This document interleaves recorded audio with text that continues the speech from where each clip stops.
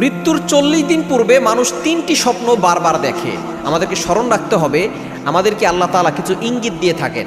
স্বপ্ন অনেক সময় অনেকে বিশ্বাস করতে চায় না, স্বপ্নের কিন্তু অনেক সময় ব্যাখ্যা হয়। ভালো স্বপ্ন এবং খারাপ স্বপ্ন আছে।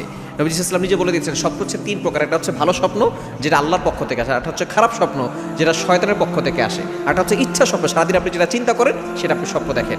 মুহাম্মদ ইবনে সিরিন রাহমাতুল্লাহ আলাইহি তিনি হলেন তার যুগের সবচেয়ে বড় স্বপ্নের ব্যাখ্যাদাতা ছিলেন। তিনি তার গ্রন্থে লিখেছেন যে 3টি স্বপ্ন মৃত্যুর ইঙ্গিত বহন করে। কেননা এই স্বপ্ন দেখলে যে আপনি মারা যাবেন বিষয়টা এমন নয়, তবে আপনি সতর্ক থাকবেন, কারণ আমাদের সকলকে চলে যেতে হবে। আমি চলে যাব, আপনি চলে যাবেন, কেউ আমরা থাকবো না, সকলকে চলে যেতে হবে। এজন্য এই স্বপ্ন দেখলে আপনি অবশ্যই সতর্ক হয়ে যাবেন। বেশি বেশি করে জিকির আজকার করবেন, আল্লাহর ইবাদত বেশি বেশি করার চেষ্টা করবেন।